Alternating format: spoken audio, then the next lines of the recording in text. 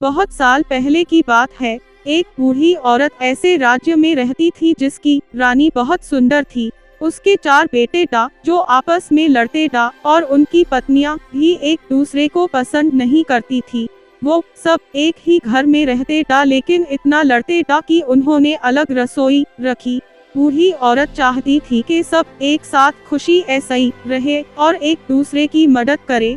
उसने धमकी दी कि वो सबको घर ऐसे ही निकल देगी अगर वो एक साथ मिलकर नहीं रहेंगे। उसने यह भी कहा कि पैसे बचाने के लिए एक ही रसोई रखी जाएगी। ऐसे करने ऐसे ही यूस इस बात की उम्मीद थी कि सब एक साथ मिलकर रहने लगेंगे। बेटे थक गए और आखिर में उन्होंने अपनी मां की बात मान ही ली।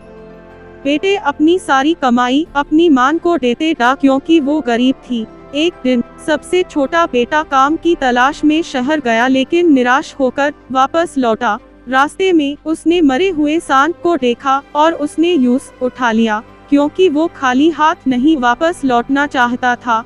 जब उसकी मां ने उससे उसकी कमाई मांगी तो उसने उसको सांड दे दी।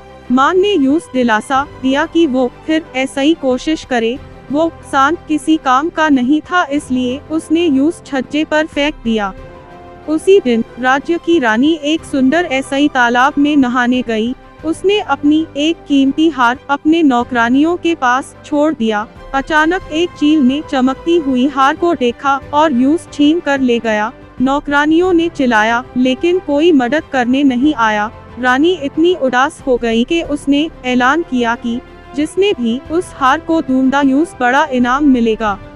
उड़ते हुए चील ने बुढ़िया के छज्जे पर सांड देखा और यूस समझ में आया कि सांड को तो खाया जा सकता है लेकिन वो हार किसी काम का नहीं है। उसने हार को छोड़ दिया और सांड को ले गया। अगले दिन बूढ़ी औरत छज्जे पर कपड़े डालने गई तो उसने हार को देखा। वो जानती